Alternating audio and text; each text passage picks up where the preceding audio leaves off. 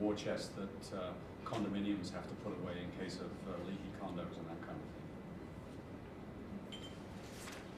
So any comments? Yes. Would you be withdrawing from that pool of money if it was just a regular disciplinary investigation and there was lawyers involved? Or? I think it would depend upon the degree of commitment, the degree of expense that was going on. That would be a scenario that that fund would be used, yes. And we cannot, as a board, touch that fund unless there is a total agreement amongst the board for some sort of emergency kind of situation. So you can see that it's been building.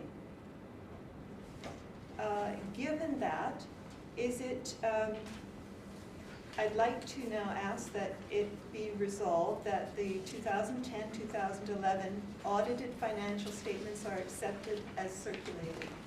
Anyone willing to move? Yes, Tina Hartnell? Tina Hartnell. Any agreed? All in agreement? Okay, so carried, thank you. So this is the part of the meeting where we take your questions, and do you have any comments or questions or things that you'd like to know more about? Yes. Hello, Kristen Yorker. I just see in the Quality Assurance Committee that their current activities and issues, one of them is nutrition care process and standardized terminology. I'd just love to hear what that committee is up to on that. Yeah, we just adopted a watching brief on that. We're actually not doing anything. We're just keeping tabs on what's happening across the province and indeed the country, and indeed internationally, and seeing if eventually there's any need for us to actually do anything in terms of regulation. So just kind of on your radar. Today, you know, for the time being, it doesn't look as if it's going to have any impact on our activity. That's my sense. But then, you know, things will change, I'm sure. Other questions? I have questions. Oh, please, Bert. I don't know if we're allowed to ask questions from this way to that way, but I would like to know if anybody has any comments on the monthly updates or anything you'd like to see in there that you're not seeing, or anything you really like that you're seeing. That would really help us put the monthly update together to make it meaningful for you. Any comments? Yes. I love the monthly updates. That means you read them, right? I read them, and it's a way for me to keep informed about what's happening with the college and things I need to know in terms of my practice. Mm-hmm. All the stuff that you guys talk about in terms of the CCP, you know, continuing professional development plan, yes, all that stuff I think is really important. I would encourage you to continue to talk about that a lot. I think there are still people that are, you know, out there practicing that are getting missed in the communications between you and them. And I don't know if it's just because they're not reading their monthly updates, but I just see people, you know, in little pockets kind of doing their own thing, and they're just not aware of kind of what's going on. So I would encourage you to continue them. Can you think of any way we can reach those people in another manner? Like, is there anything more that we should be doing or different that would help? Actually, I was at the Royal Columbian Hospital when you came and you were doing a session with the dietitians there, and I noticed that there was one dietitian in particular that learned something as a result of your session with them, and it really struck me that she was not up to date with everything, you know, that you guys have been talking about. So these kind of face-to-face little meetings that you've been having, and I know that's hard for you to do because, I mean, you're going around talking to different people, but I think that's really important to continue that as much as you can.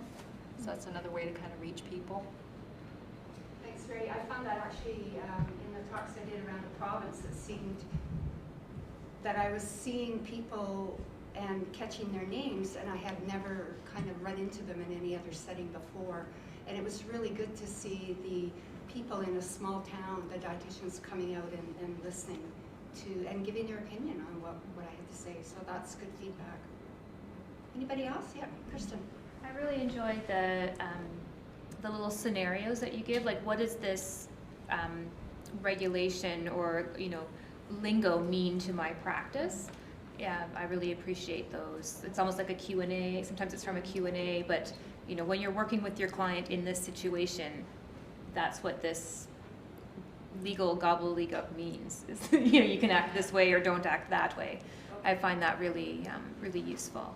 Kind of brings to life that difficult language. Good, thank you. Any others? I think it's similar with that. Some things that you bring up, it's like we don't think about it, and when you put it in writing, and it just brings our attention to it. Otherwise, we wouldn't think about it. And it's just, we might know about it, but it's never really an issue.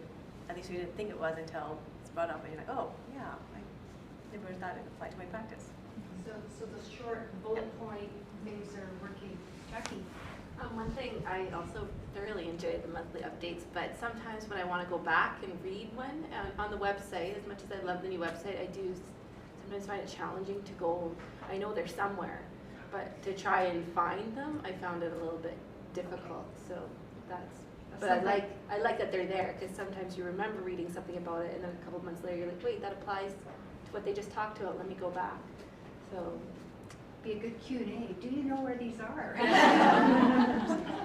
Thank you. And just one last question, if I may, Madam Chair. About the AGM, I know that we're in conflict with a hockey game tonight, but I'm wondering, and we did ask the question in the update, whether Friday afternoon is really a good time for an AGM, and we didn't get a lot of feedback. So either people really don't feel strongly one way or the other, or I don't know, maybe Friday afternoons are good. Anybody have any thoughts? Yeah? I'm here only because it is Friday. I'm here, I came over for the weekend. Okay. That's good to hear. Otherwise I wouldn't be here. For the feedback we did receive on that was 4 or 5 Fridays. Good. It was, Okay. it was Thank Monday, you. and it was another text, but Fridays is definitely a winner. Okay, great. But I'm going to go back to the previous question. Sure. One recommendation or another approach is to have the public, might be useful to have some of their questions. Yes. And so, because we generally tend to do it from our lens, but it might be helpful to get a different outside lens, especially if it's an area of conflict. And I can't really think of something yet, but. So the public viewpoint on that scenario. Yes, Or yeah. something like that. Yeah, yeah. Okay, that's good. Yeah, we got one comment back from the last ethical dilemma was, I forget if it was, this is awesome, or this was great, or something, but we got one comment back right after it went out, and it was like, yes, that was great. Yeah. So thank you. If you've got any more ideas, I'll be happy to hear them. Okay, well, we're within sniffing distance of the end here, so we'll carry on. Announcements. This annual report will be sent to all registrants as required under the bylaws by email. And the information session is going to be presented next. It will be recorded and posted to the website, so that will be available to all CDBC members. And we would like to move at this point by consensus that we adjourn the CDBC 7th Annual General Meeting. Anyone in favor?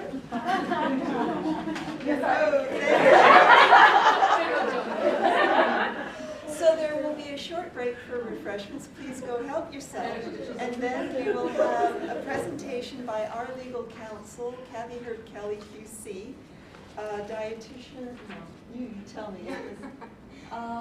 Something about our evolving world, and actually it sounds really dry, but she's going to touch on things that really do pertain to your practice, like changes in the adult care regulation that are coming up in September, some implications of the Health Profession Review Board that affects your practice. So it's not just high-level legal gobbledygook, it really does pertain. So I hope you'll stay for that.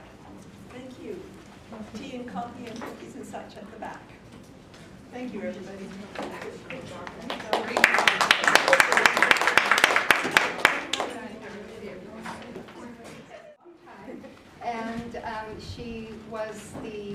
counsel for the college where I used to work, the College of Dental Hygienists of BC, and it was a really nice treat to see that she was also legal counsel for the developing College of Dietitians when I was hired.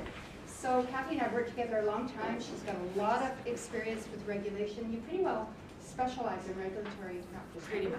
And you have about, I always get this wrong, how many colleges? do you work 7 or 8, something like Okay, that. so she is, yes, legal counsel for a number of colleges, which is very helpful to us because sometimes we ask her to look at something or review something and give us an opinion, and she's already done it for somebody else, so we get to benefit. Saves you money. Very much so. So I won't go on any longer. I gave faulty instructions to poor Kathy. No, don't say that. No, okay. Kathy got a little lost, so anyway, she's here now, and I'm just going to turn it right over to her.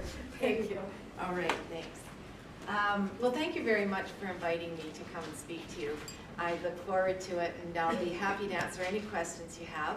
And I'm quite impressed at the number of you who've come out with this big game looming. And I was just listening to the radio, and everybody's all on Twitter and nervous, and actually so am I. So, so anyway, when Fern asked me to do this, I had to give some thought to what would I talk about at an event like this. And I decided to talk about some of the changes that I've seen over 30 years. I've been advising professional health colleges for 30 years now. I hate to say it. So I've really seen a lot of change, and some of the changes, or all of the changes in fact, affect dietitians and all other health professionals for that matter. So in half an hour, of course, I can't speak about all of those changes, so I've picked a few areas, and I'll tell you a bit about some of the cases that affect dietitians and that sort of thing. And I really don't mind being interrupted with questions. I know normally at something like this you listen to the speaker and then wait, but if you have a burning question, just interrupt. It won't faze me at all. So why don't we go to the next slide. Oh yeah, something about my the choice I made. It is a bit of a weird choice of background, I admit, but I'm not so good with PowerPoint. And when I saw their sort of stock images, I thought this one was pretty good because the changes are kind of creepy, or they're indicative of government creep, where the government is creeping into all aspects of our lives, and it's kind of eerie. And I thought this was sort of an eerie scene. Kathy, is that a rising tide? Well, hopefully, or this could be the changing landscape. This morning when I was looking at it, I thought I got the title all wrong, and I should have called it The Changing Landscape, because this is more of a landscape. But in my mind, that was close enough to a tide, that little bit on the right-hand side. So anyway, when I started, these are just a few of the statutes that did not exist. We didn't have a Health Professions Act, no Criminal Records Review Act, no Freedom of Information. We didn't really know what privacy was. There was a little act, it's still around, I think it's called the Privacy Act, which creates a tort of breach of privacy. It was never used. Personal Information Protection Act wasn't here. Labor mobility, nobody'd heard of that. And the Healthcare Consent and Care Facility Admission Act was not around. Professionals kind of knew they had to get patients' consent, but it seemed more just a common sense and moral issue rather than a legal one. And then it became a legal issue, and eventually we got a lot of legislation about consent in that bottom statute. So next slide, please. So I thought I'd tell you, this is superficial for sure, but it really gives you an idea of how things have changed.